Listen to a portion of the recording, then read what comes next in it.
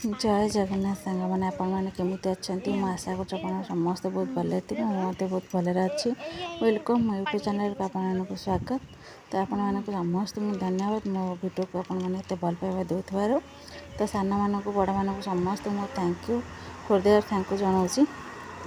तो यहाँ थी आमर जागर दिन वीडियो करी मो झी मो दिज सांग हो मंदिर पूजा करने को।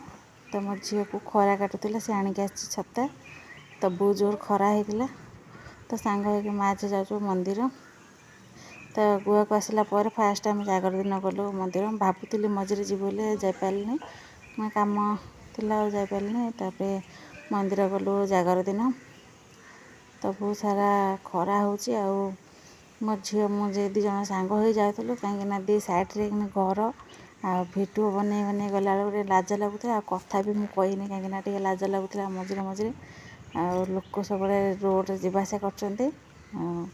यहाँ हूँ आड़ पार्क यहाँ हूँ ये मो झी मो सांग आस खेले मो झी पार्क यहाँ हूँ जेहेतु 3टा बेलू खरा जोर आ 3टा बेलू आसलु चली चलिके जाऊँ मंदिर पाखे चली चलिके जाऊँ।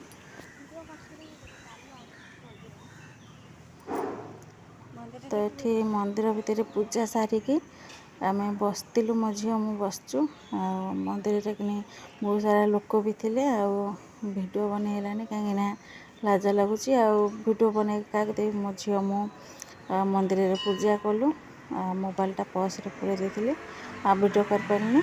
तापर आम पादुक पाई सारिकी आला सब देते फालदाना जो क्षीर अभिषेक कर से क्षीरटा पूजा करी गोटे हांडी कि रखी फालदाना पकईकि चीनी फिनी पकईकि पूरा भलसे रखी बरफ पकईकि आठ समस्ते पीबे उपास भांगे सेटा को रखी पूरा ठंडा ठंडा थी मो झी मु जेहतु खरार आसलु आ पूजा सारापर पीकि से बसलु कि मझे। तो ये हूँ सब आनी आमर परिवा को देखो मुझे धोची कहीं एठी तांकर माने बहुत सारा कथा शुणा पड़ुची। तो परिवा किणी आनिले ताको पानी रे लुण पकईकि धोईकी रखिबो एठी माने आमे जहाँ घर रोचे तांकर एमतिया कथा शुणिले मुंड पागल हो। तो मु धोउथली बैगण टमाटो आ भेंडी गाजर से सब धोईकी देखु काकुड़ी ताको सब पानी रे किनी लुण पकईकि रखी कि समय तापर कि धोईकी बाहर कर एमतिया कथा जो नदेव पुणी कहे सत कहनी मिछ कौच ये कौच सी कौच मैंने एमतिया कथा करेंगे से किए जीव शुणा कथा से लुण पकई धोईदे सैला लुण पकई धोईकी बाहर करी कहीं मुझे वीडियो बनैला बेले मो भॉइस किसी दे नी। तो तापर मु वीडियो एडिटिंग कलापर मु भॉइस दूची। तो बीन्स कंचा लंका जहाँ भी पनीपर आसते सब धोची। तो धोईदे भी धोवा मैंने झुड़ी पूरेक रखीदे आ धोवा पड़ोनी से पूरे थोड़ी मैंने रोषे कला बेलू एत धोवा पड़ोनी सेटा भी गोटे कथा। तो एम सब वीडियो थिला आपण मानक जदि वीडियो भल लगी लाइक करेंगे शेयर करेंगे कमेंट करेंगे आपण केमती भल लगुच सब्सक्राइब करेंगे कहीं आपण मैंने बहुत सारा भल पाव दौरान कौन कहि समस्त को थैंक यू सो मच। तो आमर बड़ मानक सान मानक समस्त को आपण मानक वीडियो मु देखुची लॉन्ग वीडियो कि मोर कमेंट जाऊनी आपण मानक जो वीडियो मु देखुची कमेंट जाऊनी और लॉन्ग वीडियो कि कमेंट जाऊँगी लॉन्ग वीडियो कि जाऊँगी शॉर्ट वीडियो कम पे जाऊनी मुझे जानी पानी। तो लॉन्ग वीडियो कि जाऊँगी कमेंट शॉर्ट वीडियो कि कमेंट जाऊनी। तो मु समस्त वीडियो देखुची समस्ते मो वीडियो भी देखुंत। एटा हूँ आम काली जाइलु पार्क मो झील को लेकिन जाइलु आठ मु राउंडिंग करी मैंने चलुली ये तो कुछ कम ना बसवा पड़ू मुझे चलुली।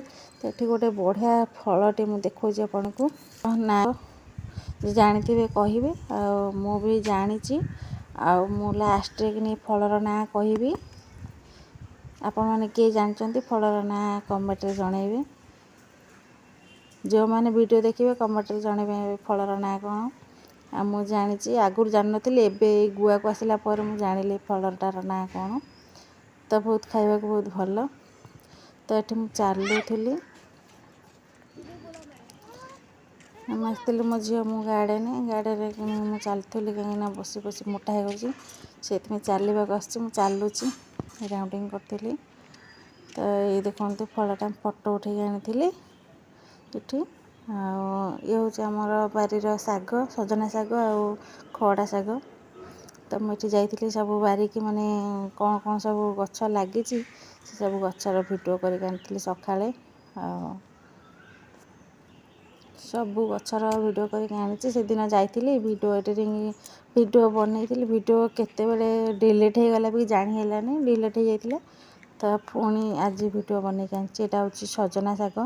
ମୁଁ ସଜନା ଶାଗ ଆଣୁଥିଲି ଗଛରୁ, ତ ଗଛଟା ହାଣି ଦେଇଛନ୍ତି, ଛୋଟ ଛୋଟ କୁଆଁ ହେଇଛି, ସେଥିରେ କିନି ଭାଙ୍ଗିକି ଆଣିଥିଲି। ତ ଏରାକ ଏମିତି ମୁଁ ଆଣିଥିଲି ହାରି। ଆଉ ସଜନା ଶାଗ ଖଡ଼ା ଶାଗ ମିଶାଇକି ଭାଜିବା ପାଇଁ। ତାପରେ ମୁଁ ଆଣୁଥିଲି, ମାତ ପାଇଲାନି, ତାପରେ ଇଏ ଆସିଲେ ମୋତେ ଦେଲେ ଭାଙ୍ଗିକିରି।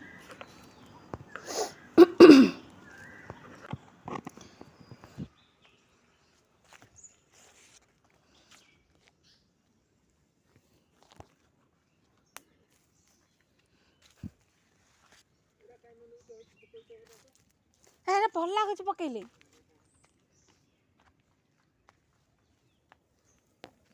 ହାତ ପାଉନି।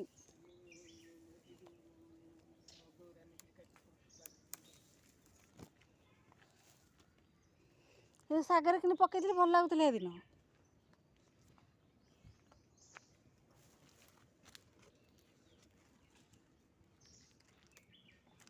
ଆଗରୁ ଥପା ଥପା ଛିଣ୍ଡି ଦେଉନି।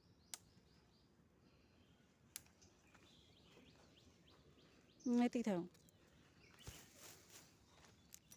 ମଶା କାମୁଡ଼ି ଦେଉଛନ୍ତି।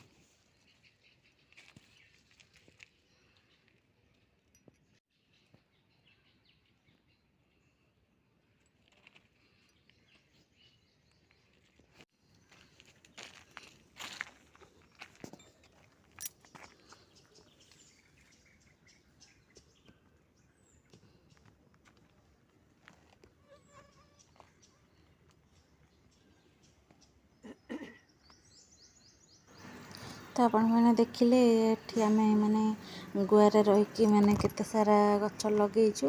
ଏଇଟା ହେଉଛି ଜୁଆଣି ଗଛ, ଆଉ ସିଆଡ଼େ ରହିଛି ଏପଟେ ସବୁ ସୋ ଗଛ, ମନ୍ଦାର ଗଛ, ସବୁ ପ୍ରକାର ଗଛ ଲାଗିଛି। ସେଥିରେ ଲଙ୍କା ତଳି ପଡ଼ିଛି, ଆଉ ପୁଦିନା ଗଛ ଲାଗିଛି, ମନ୍ଦାର ଗଛ। ଏଠି ହେଉଛି ପୋଇ ଗଛ ଆଉ ଅପରାଜିତା ଗଛ। ଏଠି ଅଛି ଅପରାଜିତା ଗଛ 3ଟା, ପୋଇ ଗଛ। ଇଏ ହେଉଛି ବିନ୍ସ। ଆଉ ଏଠି ହେଉଛି ପଣସ, ମାନେ ସପୁରି ପଣସ ଗଛ। ଆଉ ଏଟା ବି ଗୋଟେ ମନ୍ଦାର ଗଛ। ଆଉ ବହୁତ ସାରା ଗଛ ଲାଗିଛି। ତ ଏଠି ଉପାଡୁଛନ୍ତି ଶାଗ।